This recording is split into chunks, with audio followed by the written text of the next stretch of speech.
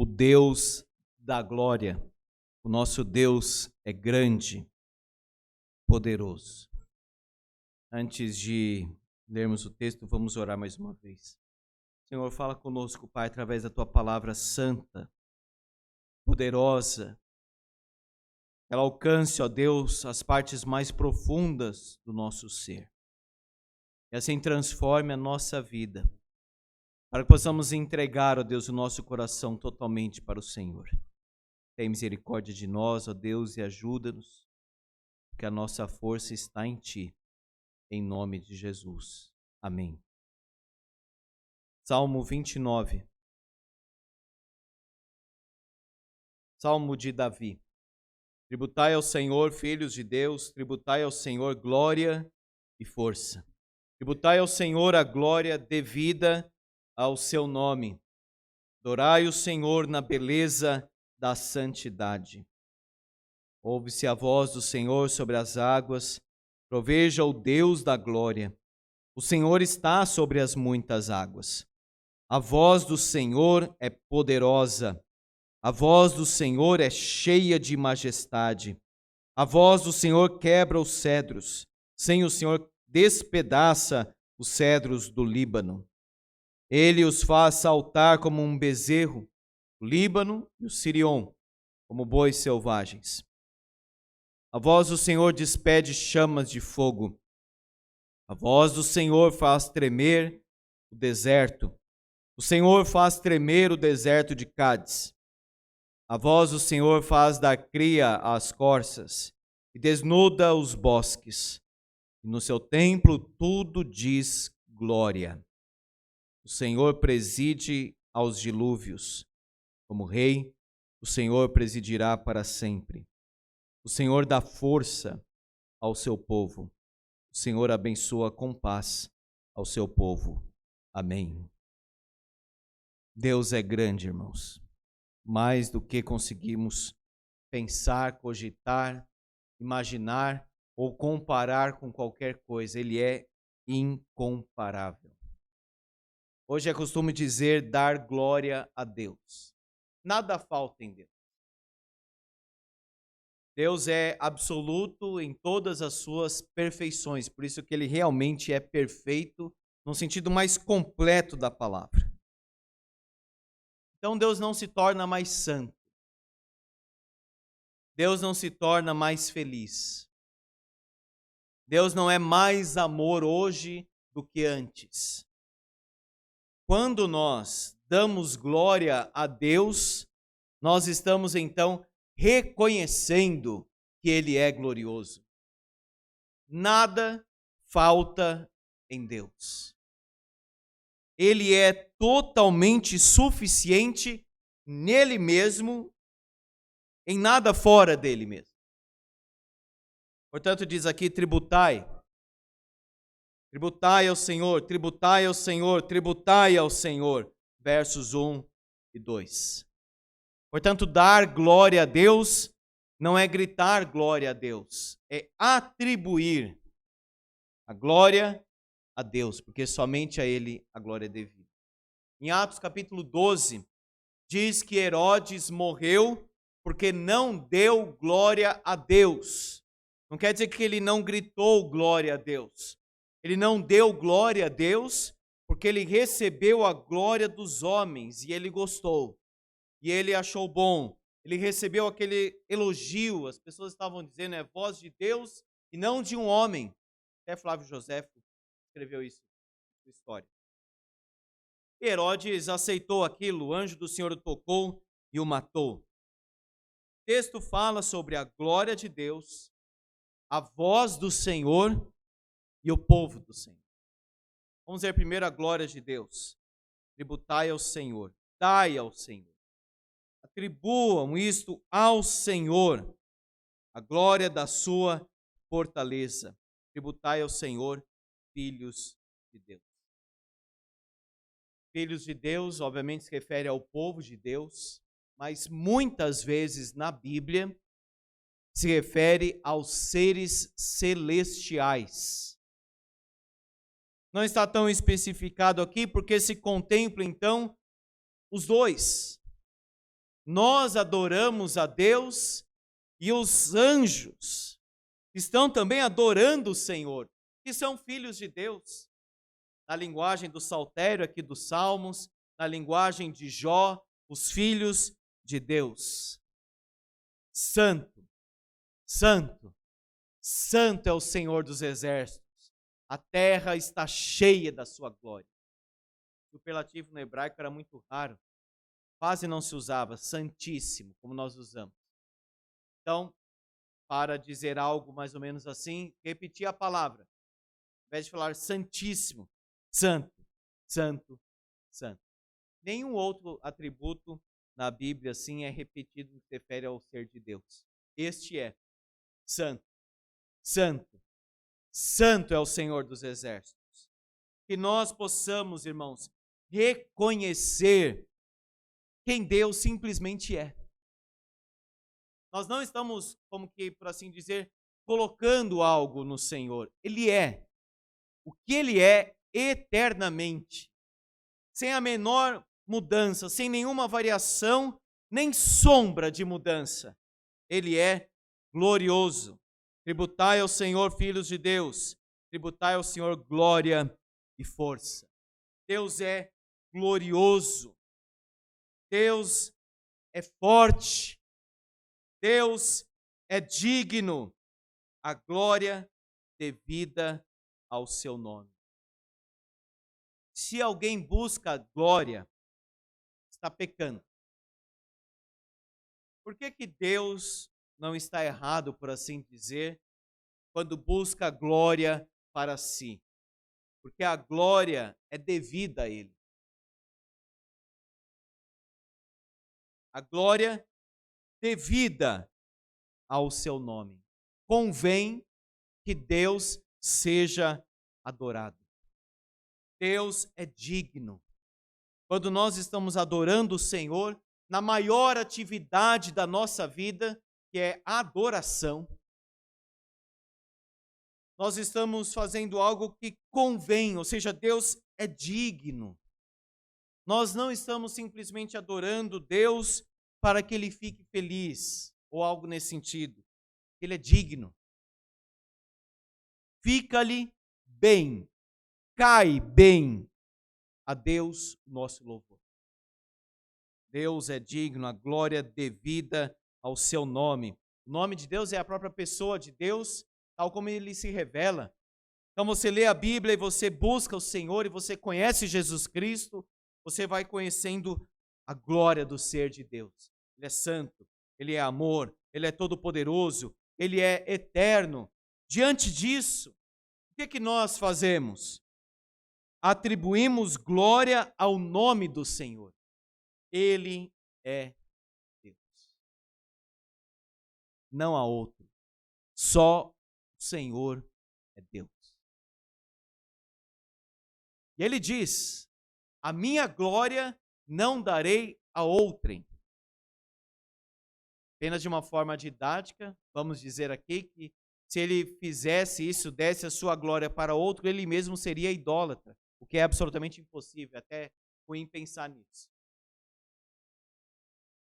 Deus está preocupado, então, com a sua própria glória, porque isso cabe, isso é devido.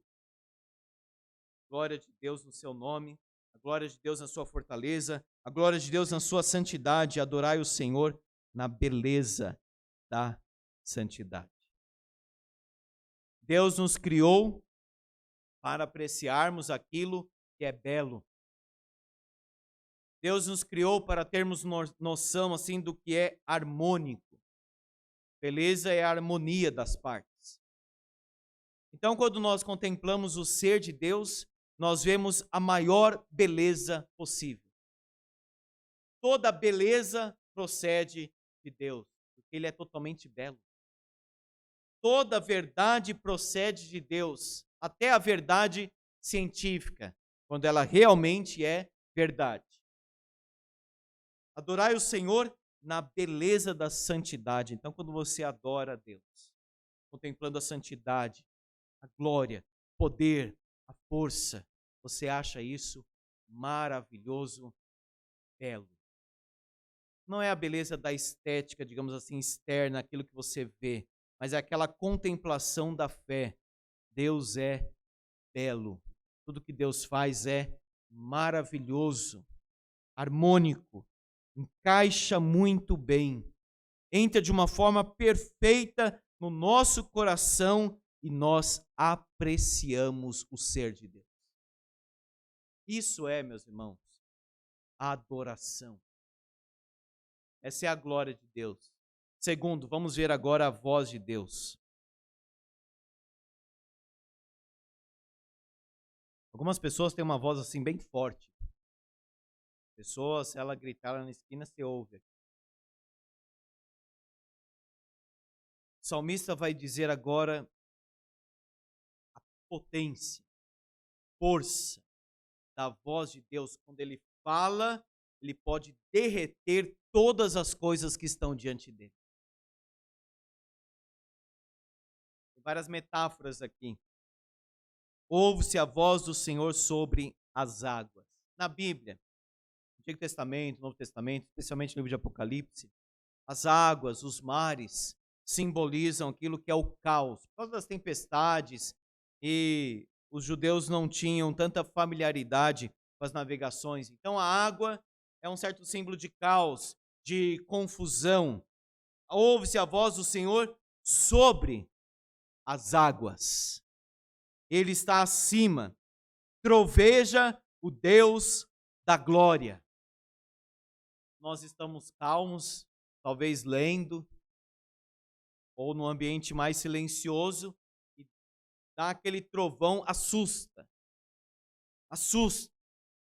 A voz do Senhor é tão poderosa, como diz João lá no livro de Apocalipse, como aquelas águas fortes batendo nas rochas da ilha de Pátimos. Ele compara aquilo com a voz potente, gloriosa e poderosa do Senhor Jesus Cristo. Vai acompanhando as imagens sobre as águas, troveja sobre as muitas águas, a voz do Senhor é poderosa. A voz do Senhor é cheia de majestade. Ou seja, o que Deus fala, acontece. O que Deus ordena é efetuado. Não há uma possibilidade. Deus não tem nenhuma vontade frustrada no seu coração. O que Ele quer tem o peso de decreto. Acontecerá. E se Deus haja e ouve. É o poder da sua voz, o poder da sua palavra, a sua majestade.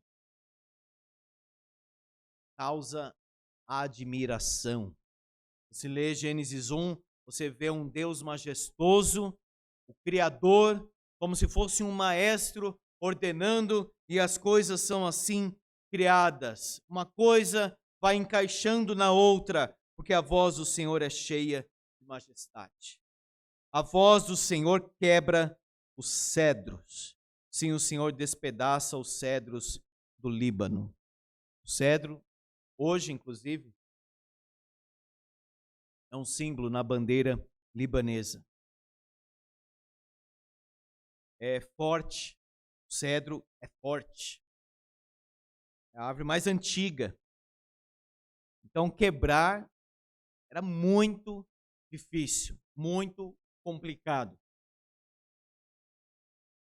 Você imaginar uma fortaleza, algo que você olha assim, eu não consigo derrubar isso. E aí o Senhor fala e o cedro é despedaçado na frente dele. É o cedro do Líbano. O Senhor despedaça os cedros do Líbano. Pode viver até por anos o cedro do Líbano. Mas quando o Senhor fala, rasga, quebra e cai na presença dele.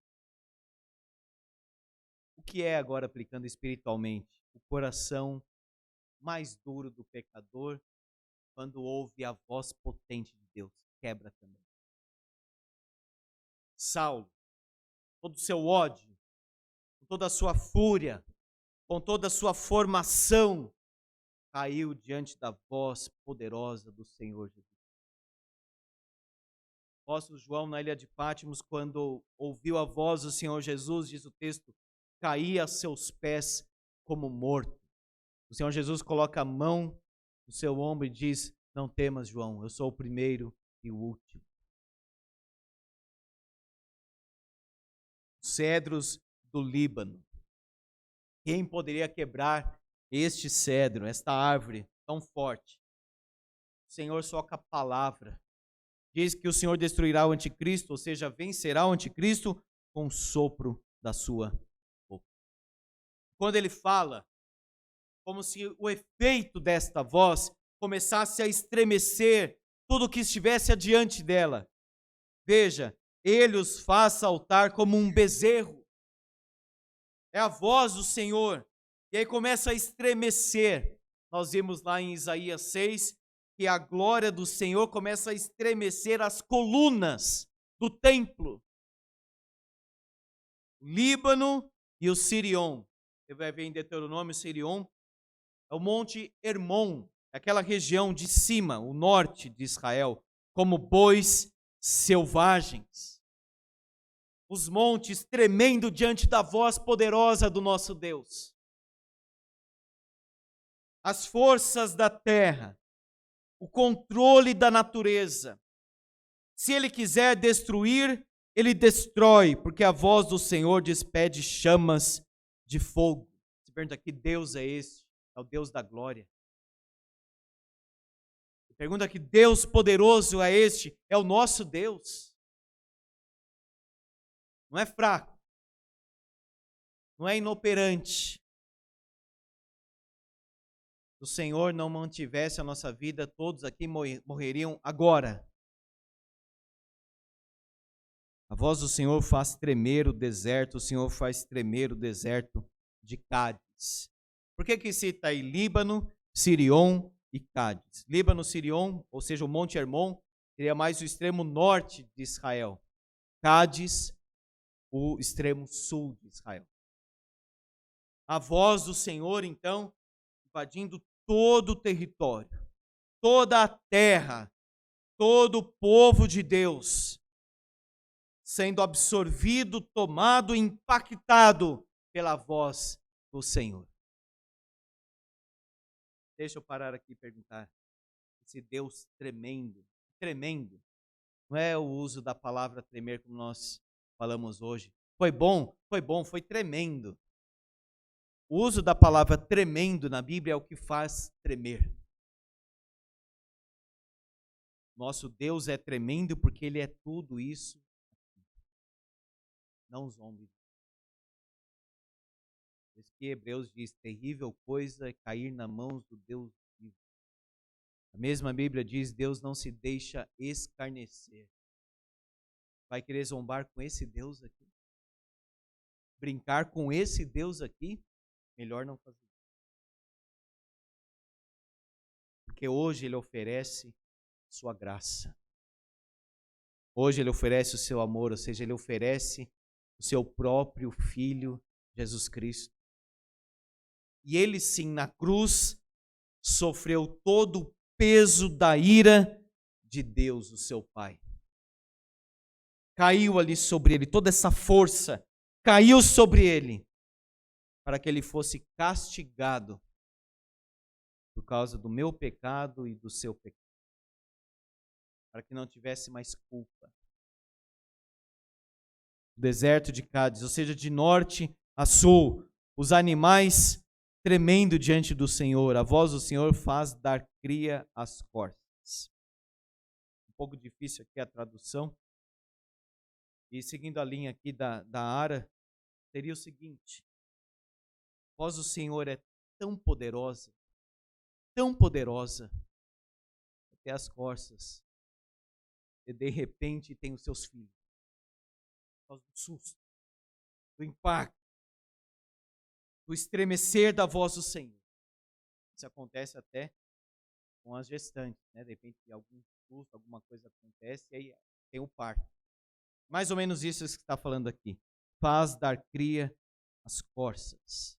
E a voz do Senhor também, retumbante, invadindo os mares, as correntes, as terras, o Líbano, Monte Hermon, Cádiz, entra nos bosques e as árvores ficam como que despidas, estremecidas diante dele. Árvore, animal, tudo sentindo o peso da glória de Deus. Quem somos nós, irmãos, para sermos amados por este Deus tão glorioso, tão forte, tão incomparável? No seu templo, tudo diz glória. Ou todos dizem glória. Também é possível. A glória do Senhor está na sua presença.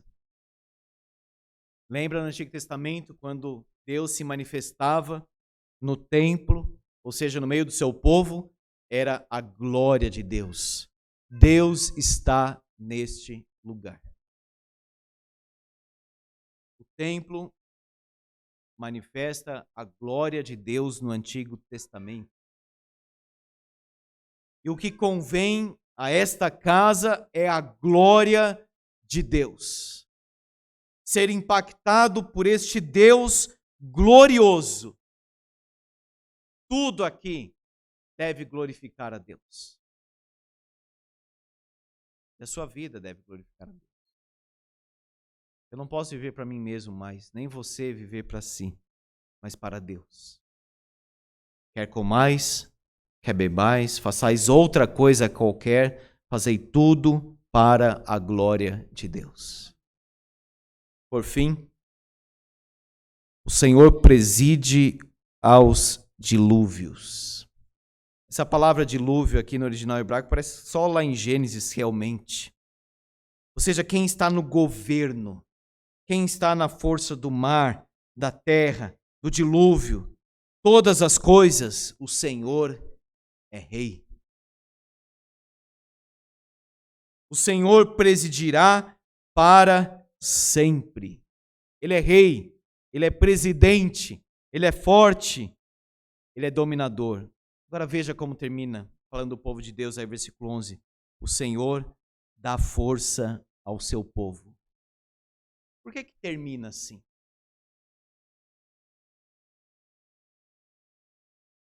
Se você olhasse apenas o versículo 11, certamente você seria consolado. Mas pensar na grandeza de Deus, na glória de Deus, na profundidade de Deus, dá fundamento para dizer o seguinte: o Senhor pode fortalecer a sua vida. Porque Ele não é pequeno, Ele não é fraco. Muito pelo contrário, como nós vimos até aqui, Deus é todo-poderoso, glorioso, majestoso, eterno. O Senhor dá força ao seu povo. O Senhor tem poder, tem toda a capacidade para fortalecer o seu coração, a sua vida.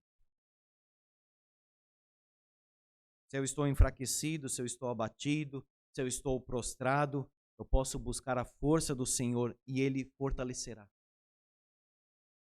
Duas bênçãos aí: força e paz. Caminhando aqui com os irmãos os versículos, alguém poderia começar até a ter um pouco de medo dessas imagens que Davi traz aqui. Mas veja esse Deus tão glorioso, tão forte. Diz: eu sou o seu pai, eu sou o seu amigo e eu trago paz ao seu coração. Não é guerra, não é violência, não é fogo para aquele que tem Jesus. Paz. Paz com Deus mediante a fé. Justificados, pois, pela fé, nós temos paz com Deus. Glorifique o Senhor. Adore o Senhor. Adorai o Senhor na beleza da santidade. É melhor estar aqui adorando a Deus do que qualquer outra coisa. É melhor conhecer este Deus maravilhoso, poderoso, majestoso, do que conhecer qualquer outra coisa. Ou seja, abandone tudo por Jesus Cristo. Você precisa de força. Você precisa de coragem, de ânimo. Jesus diz: eu venci. No mundo passais por aflições. E, amado irmão, são muitas aflições. Isso está no plural. Viu? Aflições. Uma atrás da outra. Mas tem de bom ânimo. Aí ele diz assim: eu venci. Quem é o príncipe? Vimos a sua glória. Glória como do unigênito do Pai. Louvado seja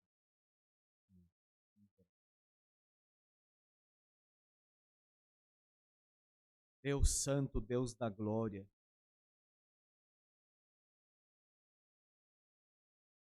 Como o Senhor é grande. A palavra já começa dizendo: no princípio criou Deus os céus e a terra. Tudo te pertence, Senhor.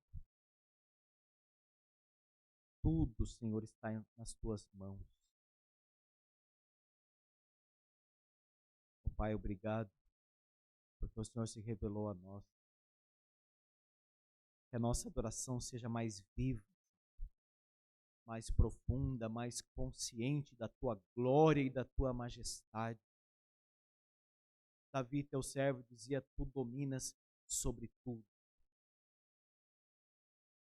Glória e majestade estão diante dele. Louvado, Senhor, para sempre seja o teu nome. A voz do Senhor é poderosa e despedaça tudo. Nosso coração tão duro, tão resistente, o Senhor venceu. Subjugou em amor. Obrigado, Pai, porque o Senhor tem misericórdia de nós. Obrigado porque ao contemplar a tua força, a tua glória, nós não temos medo mais. Nós temos confiança. Nós temos admiração porque o nosso Pai é forte. Fortalece, Senhor, o teu povo. Derrama paz sobre a tua herança. Abençoa o teu povo com paz, com força, com fé, consagração. Ó Deus, que a nossa vida seja para a glória do Senhor. Obrigado, Deus, porque o Senhor se revelou. Em nome de Jesus. Amém. Irmãos, em resposta, o Salmo termina falando de paz. Vamos cantar o hino 108. E ao cantar este hino, peça paz para Deus. Os irmãos já conhecem a história desse hino. O homem escreveu no momento mais doloroso da sua vida, ao perder todos os seus filhos no naufrágio. Mas ele disse: sou feliz.